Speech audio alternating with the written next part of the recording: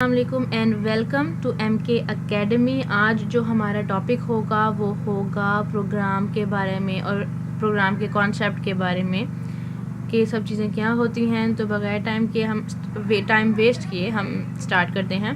तो basically programme क्या होता है और प्रोग्राम की ज़रूरत क्यों महसूस हुई।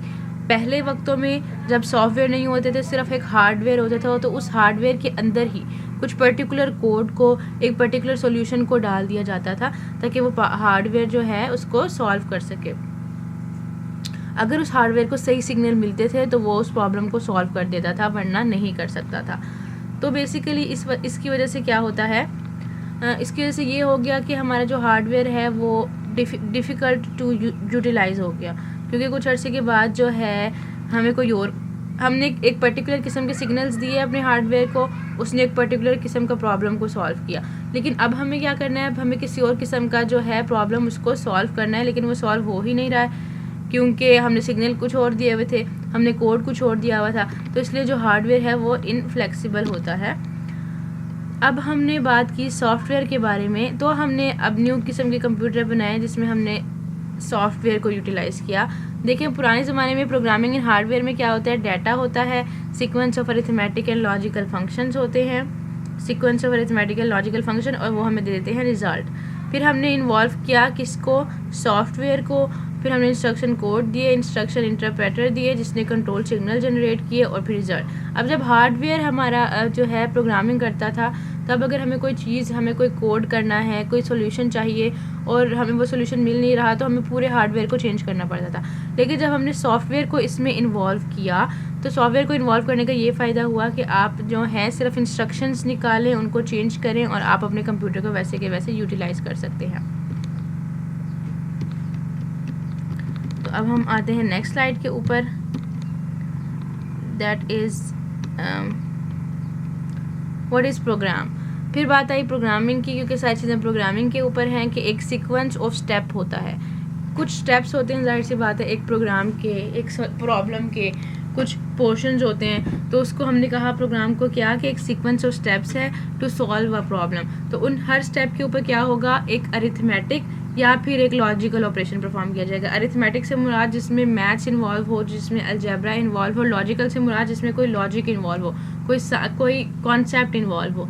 तो हर स्टेप के ऊपर एक अरिथमेटिकल लॉजिकल ऑपरेशन परफॉर्म किया जाता है, और एक ऑपरेशन के लिए कुछ डिफरेंट कंट्रोल सिग्नल्स चाहिए होते हैं। तो बेसिकली कंट्रोल सिग्नल्स क्या हैं, कंट्रोल सिग्नल ऐसे कह सकते हैं जैसे वो इन्विटेशन है उस लॉजिकल और अरिथमेटिकल ऑपरेशन को लेकर आने के लिए। हमें क्या चाहिए होंगे, कंट्रोल सिग्नल्स चाहिए होंगे।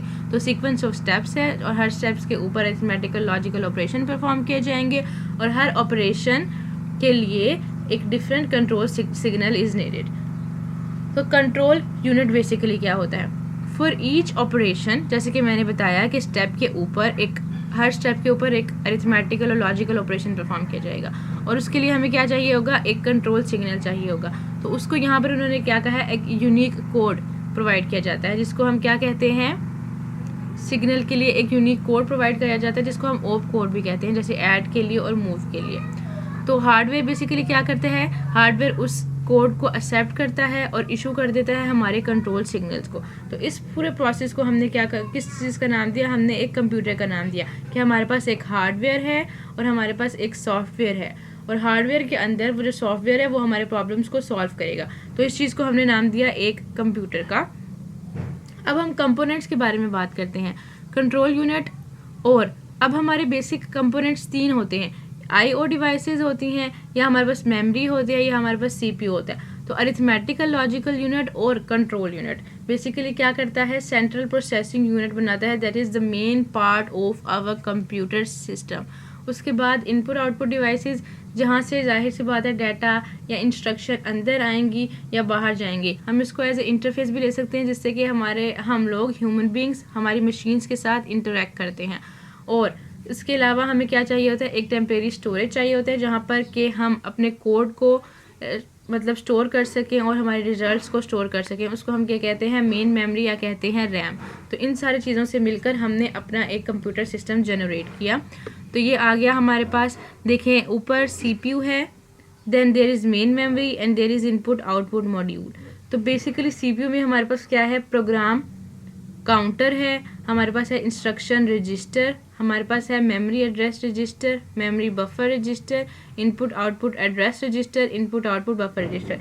इनके अलग अलग काम भी एक वीडियो में मैं आपको ज़रूर बताऊंगी, लेकिन फॉर दिस वीडियो बेसिकली क्या होता है कि इनपुट आउटपुट मॉड्यूल हमें कोई चीज़ देता है, कोई डाटा देता है, कोई इंस्ट्रक्शन देता है, कुछ करने के लिए देता है, तो वो सिस्टम बस कहाँ लेकर आती है, सीपीयू के पास। सीपीयू देखता है कि उसके लिए उसको क्या क्या चाहिए, वो मेन मेमोरी से कंजर्ट करता है और इस सारे प्रोसेस को सरअंजाम दे देता है। फॉर एग्जांपल ऐड करना है या कुछ स्टोर करना है, तो वो सीपीयू सारा कुछ डिसाइड करता है on the basis of the instruction that the input output module gave to the computer. तो उसके बेसिस पर, और फिर मेन मेमोरी में या फिर स्टोर करना है या क्या करना है वो उसकी बेसिस पर डिसाइड होता है। तो ये बेसिकली हमारा कंप्यूटर सिस्टम बन गया। इस चीज़ को मद्देनज़र रखते हुए और इस तरह से डिफरेंट पोर्शंस बना दिए गए। आई होप कि इस वीडियो से आपके कोई ना कोई कंसेप्ट जो हैं वो ज़रूर क्लियर हुए होंगे।